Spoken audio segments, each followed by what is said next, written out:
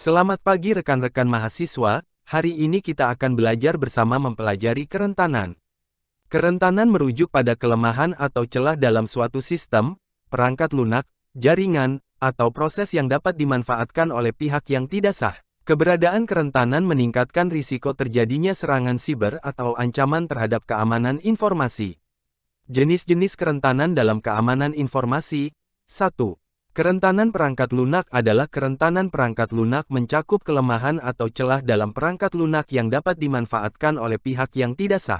Contohnya bug dalam kode, ketidakamanan konfigurasi, atau celah keamanan yang belum diperbarui. Pencegahan dan mitigasi dengan melakukan pembaruan perangkat lunak dan sistem secara berkala. 2. Vulnerability jaringan adalah kerentanan jaringan terjadi ketika ada kelemahan dalam arsitektur atau konfigurasi jaringan yang dapat dimanfaatkan oleh pihak yang tidak sah. Contohnya celah dalam firewall, kurangnya enkripsi data, atau protokol yang rentan. Pencegahan dan mitigasi dengan mengamankan data dengan menggunakan teknologi enkripsi. 3.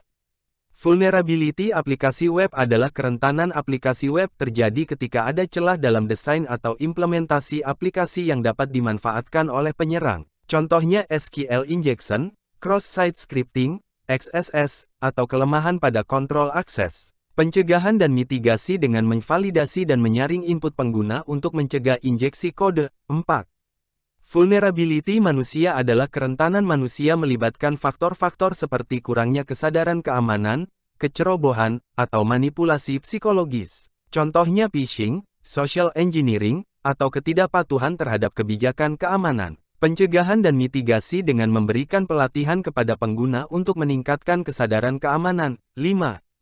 Vulnerability infrastruktur adalah kerentanan infrastruktur mencakup kelemahan dalam sistem fisik, perangkat keras, dan fasilitas yang dapat dimanfaatkan oleh penyerang. Contohnya kurangnya pemantauan fisik, kelemahan pada perangkat keras, atau desain infrastruktur yang rentan. Pencegahan dan mitigasi dengan memastikan pemantauan dan kontrol akses fisik yang memadai.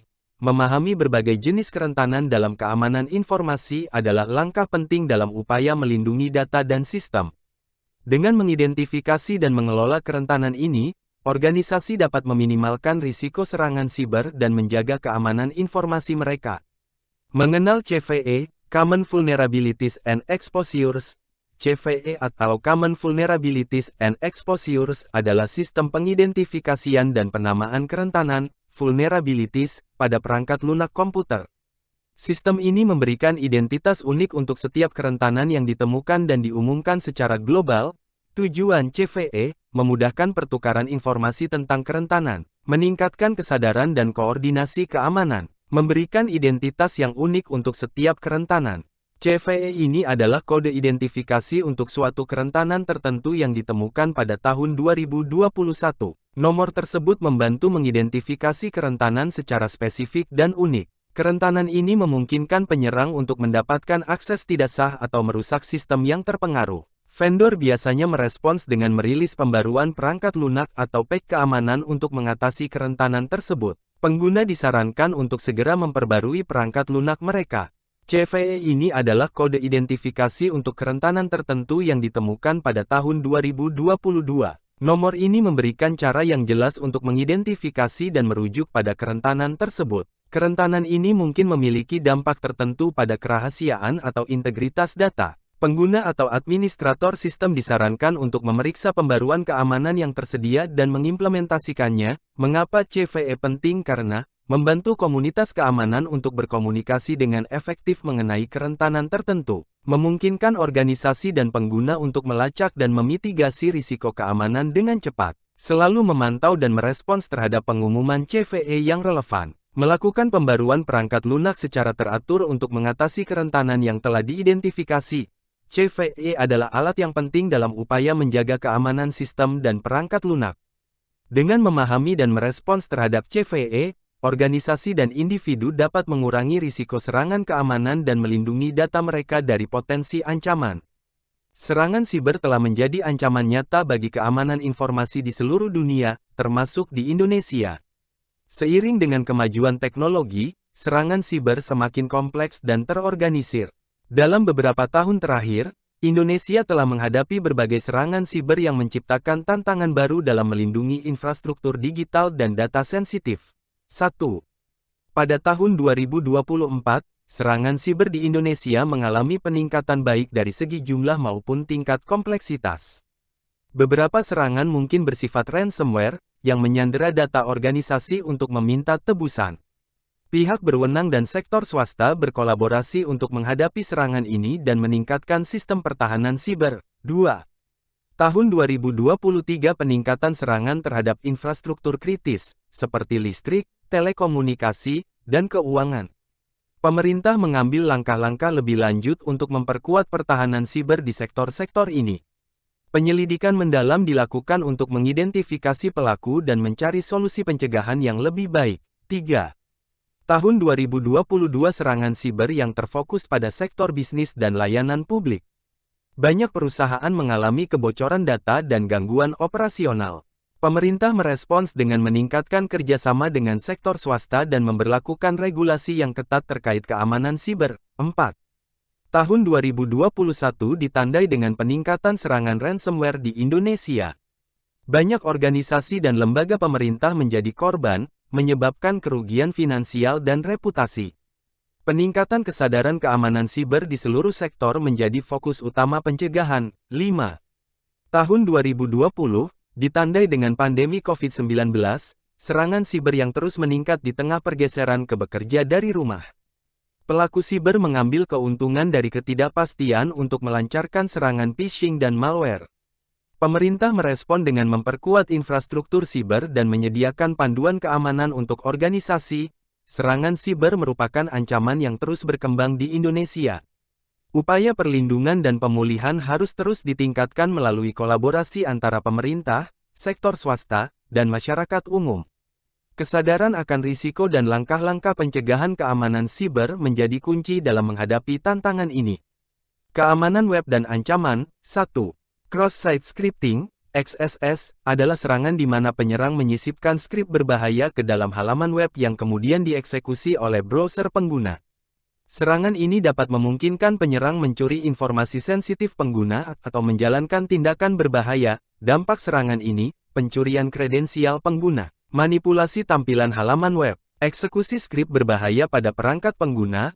Pencegahan dapat berupa validasi input dan output. Penggunaan mekanisme penyandian, seperti HTML escaping, implementasi kebijakan keamanan konten, content security policy. 2. Cookie atau session poisoning terjadi ketika penyerang memodifikasi atau mencuri informasi pada cookie atau sesi pengguna. Ini dapat memungkinkan akses tidak sah atau impersonasi pengguna. Dampak serangan ini, pengaksesan akun tanpa izin, manipulasi data sesi pengguna, potensi pencurian informasi sensitif. Pencegahan dapat berupa, menggunakan HTTPS untuk enkripsi data, menvalidasi dan mengenkripsi nilai cookie atau sesi, melakukan pemantauan aktivitas sesi secara reguler. 3. Form tampering melibatkan modifikasi data yang dikirimkan melalui formulir web. Penyerang dapat mengubah nilai formulir untuk memasukkan informasi yang tidak sah atau merusak integritas data. Dampak serangan ini, pengiriman data yang salah atau merusak. Manipulasi formulir untuk mendapatkan akses tidak sah. Pemalsuan transaksi atau perubahan data. Pencegahan dapat berupa validasi input pada sisi server, menggunakan token formulir dan mekanisme anti-CSRF, menerapkan kontrol akses dan hak akses yang tepat. 4. Serangan injeksi kode terjadi ketika penyerang menyisipkan kode berbahaya ke dalam input yang dieksekusi oleh aplikasi.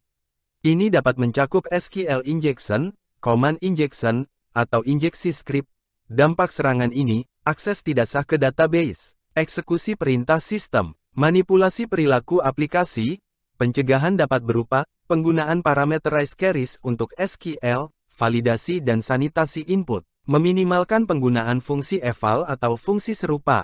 5. Defacement adalah serangan di mana penyerang mengubah tampilan halaman web dengan menyisipkan pesan atau grafis, mengubah konten situs tanpa izin. Dampak serangan ini, kerugian reputasi, kehilangan kepercayaan pengguna, potensi kerugian bisnis.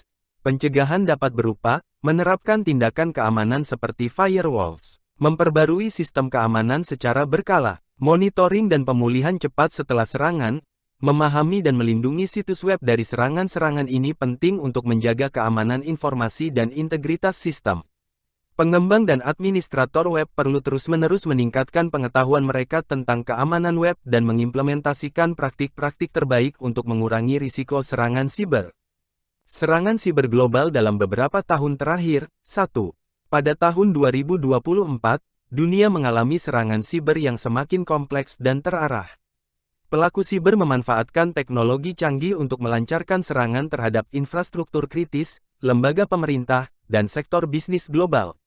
Serangan ini menunjukkan tren peningkatan kemampuan dan motivasi pelaku siber. 2.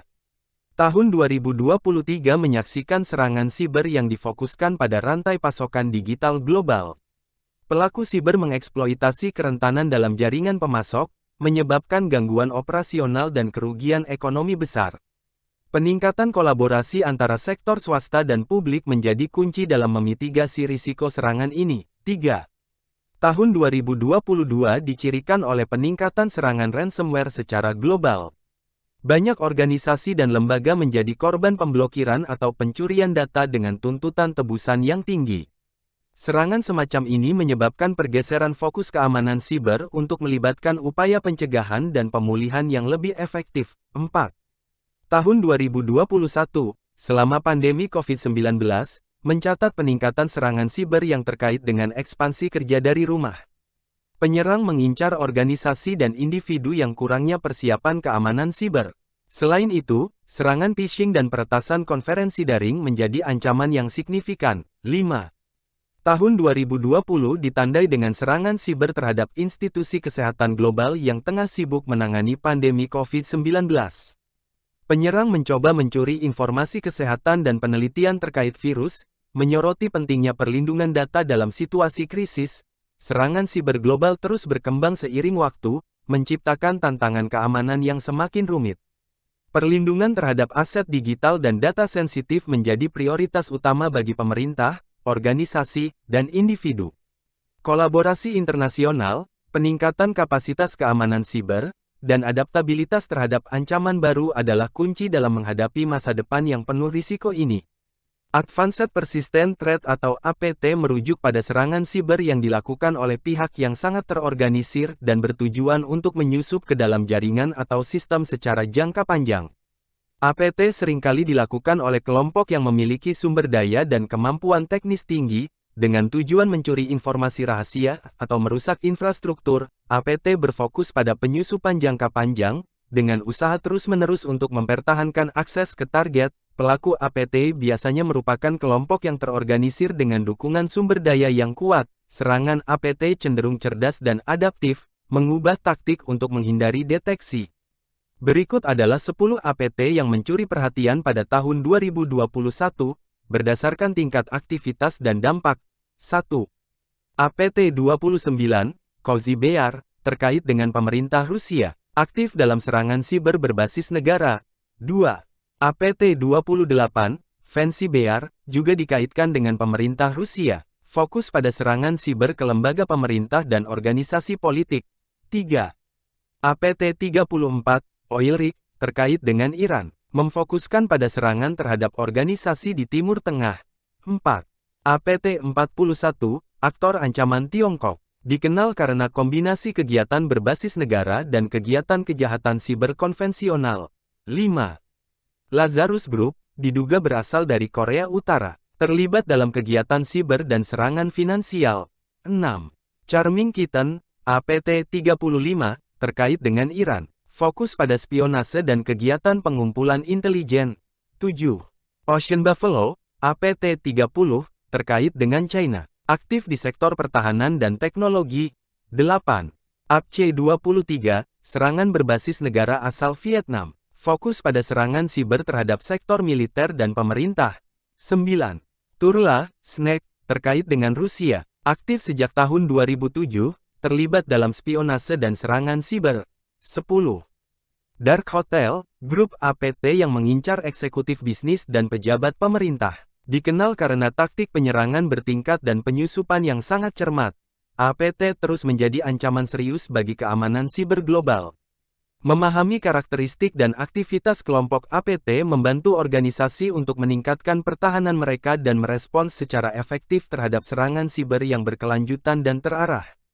Pemantauan kegiatan APT dan kepatuhan dengan praktik-praktik keamanan siber terbaik menjadi kunci dalam melindungi data sensitif dan sistem informasi. Sekian penjelasan materi hari ini, terima kasih dan jangan lupa like, comment, and subscribe untuk mendapatkan materi terbaru dari kami.